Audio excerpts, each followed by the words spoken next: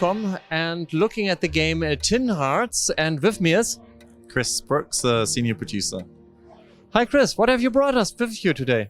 So I brought Tin Hearts. It's a Lemmings-like puzzle game where we're playing this character called Albert in a alternate Victorian reality, and Albert is a toy maker, and you guide tin soldiers through different puzzles, and as you're guiding them through, they're also guiding you through your memories, and we're telling a story of love and compromise. Okay, then let's jump in and let's see what we can discover here. Sure. So here we have something that's called the spawner box. It's where the soldiers come out of here, and as they jump out, they walk forwards until they're kind of manipulated with the different objects we have around us here. So this is a peg block, and these, you rotate them, and there's different blocks for different bases here. So if I pop that on there, the moon matches with the moon. And this is how they change direction, just like if they would be bouncing off. Exactly. So you can change their direction, you can reverse them. This is quite early on in the game, so we're teaching players right now how to manipulate the world and the soldiers around them. And as we do that, there's these ghost power boxes, and inside each ghost power box is a new power that you can activate. So in this case, it is these skates, which allow you to walk around the level. Up until this point, you are fixed in one spot. And there's a nice cutscene which plays here to reveal who you are. Oh, so we are also, as a player, really existing, and maybe we also have a story? So yeah, there's a story that unravels as you play through the puzzles. So we're seeing here the reveal of your daughter Rose playing with some of the toys that you've invented. And as you play through, you get lots of cutscenes like this, which demonstrate the story as you play through. Really, it's a tale. Like I said, it's a tale of love and compromise. The game has this lovely Victorian art style, and you as you play through, it starts really lovingly and joyful, and as you play through, there's a few twists and turns in the storyline. I don't want to give away too many spoilers before you play, but yeah, it starts happy and there's twists and turns. It's quite emotional at times. Really leaves you with something behind, I think. Okay, so what can the rollerblades do? Can we equip our Tin Hearts?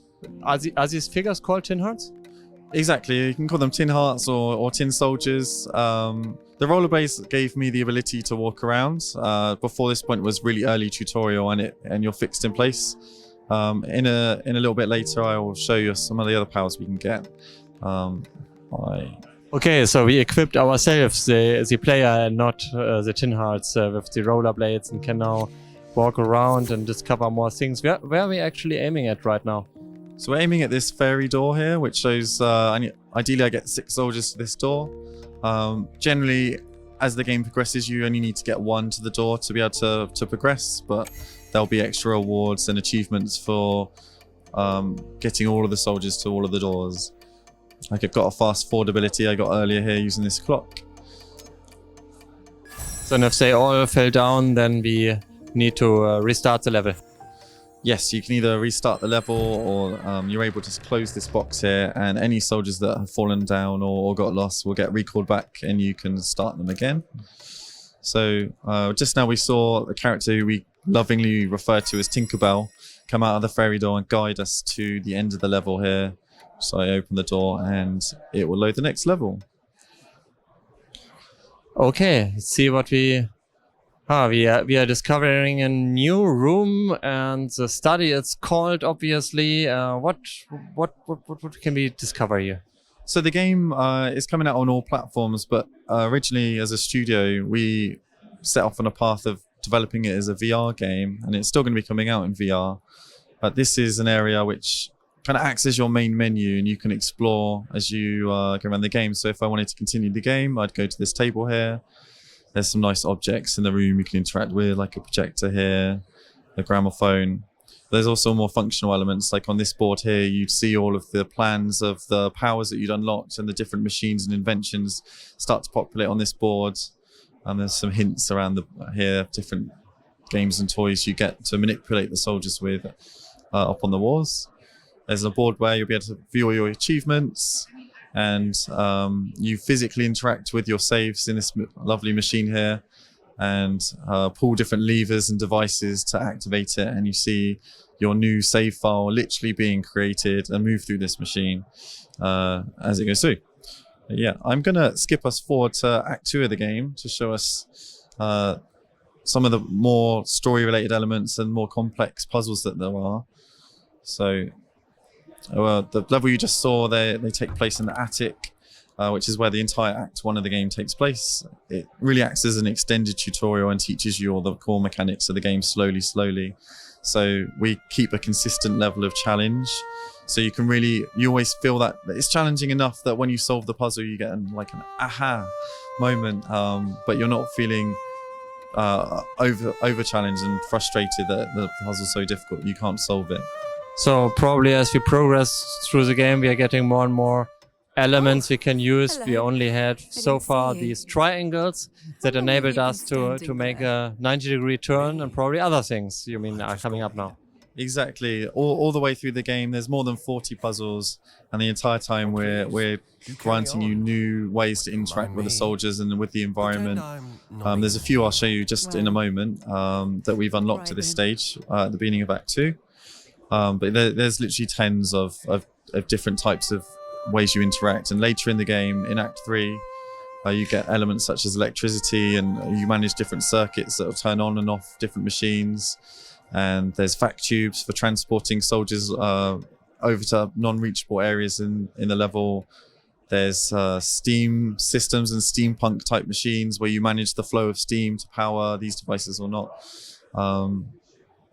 So yeah, there's many ways to keep you interested and engaged as you travel through the Tin Hearts game.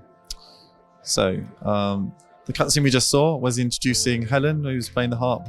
That's your wife in this game, and she plays a key part of the storyline. And we saw Rose earlier, the daughter, and she's also one of the key characters in this game.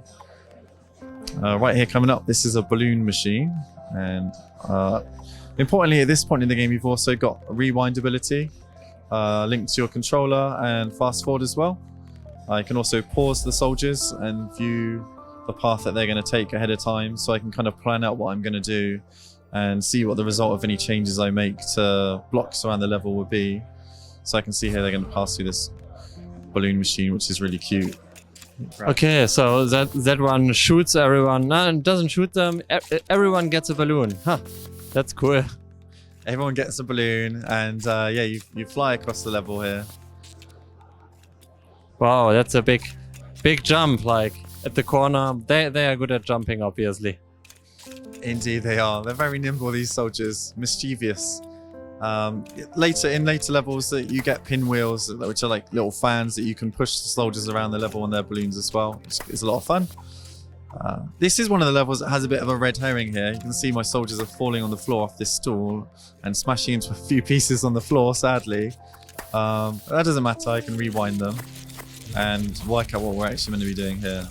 So I'll just pop them on pause. I've noticed there's a soldier down here, a large one called the One-Man Band. And you can probably also do something. Yeah, I can inspect him and I have a look, and I'm like, okay, what's going on here? I happen to know that if I route my soldiers around this way on this level, I can send them back this way using this prison block, which is no longer linked to a base. I can place it anywhere I want. And if I aim this drum over to this musical instrument, the xylophone. Oh, you can even tilt that. Yeah, wow, that's great. You can interact even more with your environment. That's something I did not see coming.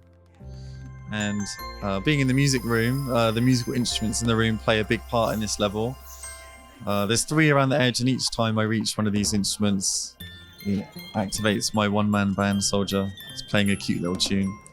And as he marches, the stool's turning and increasing the height, which will later let me access the fairy door exit. shortly, I'm a little bit afraid of the camera, so I just...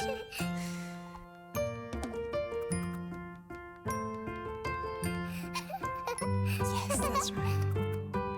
Well done. Okay, so but this is optional. It's like things you can discover, but it's not the shortest way to the target.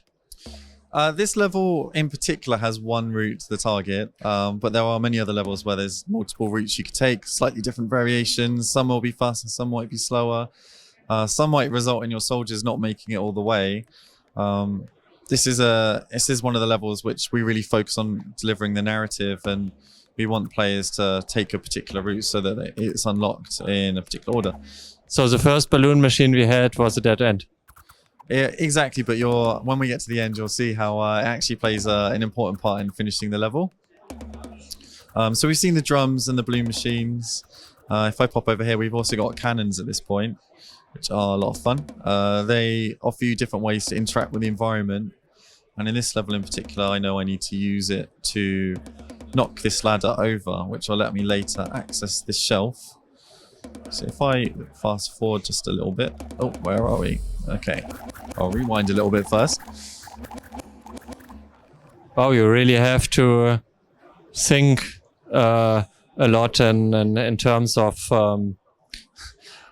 interaction with your environment. If you can go so far and use one element on the environment to interact with another, in this case the cannon. That's one stage of interaction. Is it even going to be more?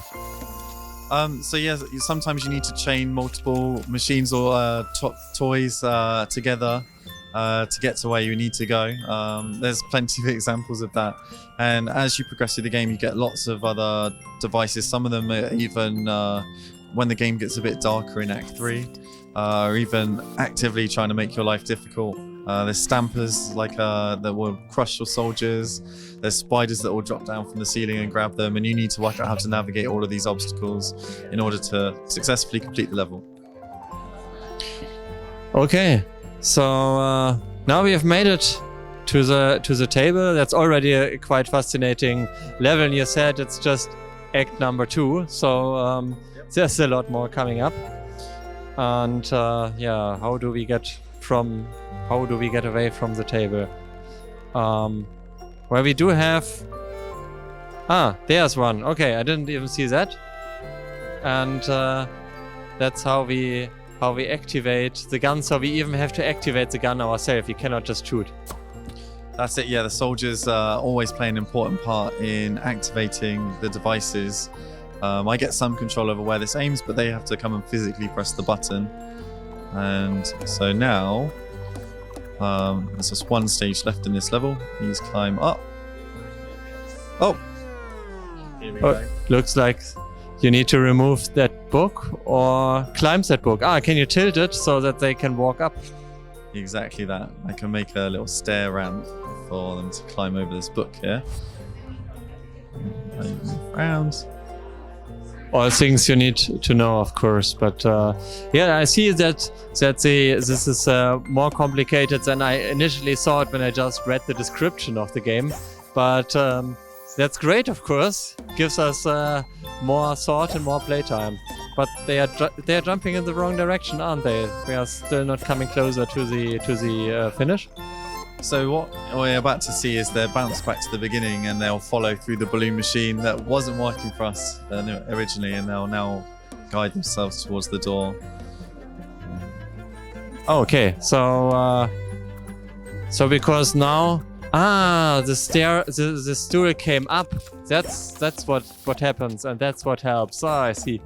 Exactly, and these soldiers are just being bounced back to the very beginning, and they're taking the path we initially tried, but we've made the stool come up, and they can now exit through the level. What did you inspire to make this game?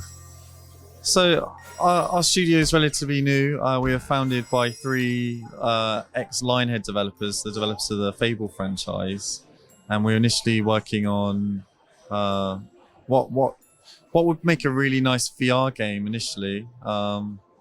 And the studio really likes to approach making games not from what's trending right now, like what would be commercially successful, but what do we think is actually going to be a really fun game to play, and what would also be a really fun game to make. And we're thinking that no one had touched the Lemmings kind of genre, if I can say that, and we devised some ways we could really expand upon the Lemmings mechanics to make it really this really rich world with all these wonderful inventions and toys, and tie it up with a narrative that has a meaning to it. And I really hope that people come to play this game not just for the puzzles and the challenge that you get from it, but they really remember the game for the story that it tells. Yeah, one problem or one difficulty of many puzzle games that are somewhat like it is that the level design is incredibly difficult. I think you need to spend a lot of time, and this means that the games often end up short, so that you have only a very short play time. What do you think? How long you take to play this game through? Like I said, there's more than 40 puzzles in the game, and there's actually more than 60 scenes when we count up all the story that we're delivered, and that means that there's probably going to be at least 10 hours of gameplay. And it is a puzzle game, so it will vary a little bit depending on how skilled you are. I think for most players it'll probably take a bit longer than 10 hours. But yeah, well, 10 hours does not sound very much, but I think it's more than you need to play through Portal 2 and Portal 1 at any rate. So it's not that bad either. And in which kind of state are you in? When are you going to release the game? So we're going to be releasing this winter. We're working on the exact announcement date soon, so keep an eye out for those. Okay. And then I'd like to thank you very much for your time. We need to be coming to an end right now. I think we have already seen quite a lot. Is there anything we have missed? Something that should not be missed and should be mentioned here? I just make a quick mention that the level you're seeing now is Act 3, and it's kind of demoing the dark mood that we end up in. There's this mysterious machines and all of this detail here. I guess we then have to figure out how these machines work so that we can solve the puzzle. Exactly. Right on the mark. Yeah, that will be exciting at the minimum. And yeah, we'll see whether we can see more of the game soon. At least you can if you want. And of course, leave a comment below as usual and tell us what you think about the game. Final question is, maybe publish everything we've recorded here, the gameplay and the interview. Sorry? Maybe publish everything we've just recorded here. Yes, of course. Thank you. Thank you.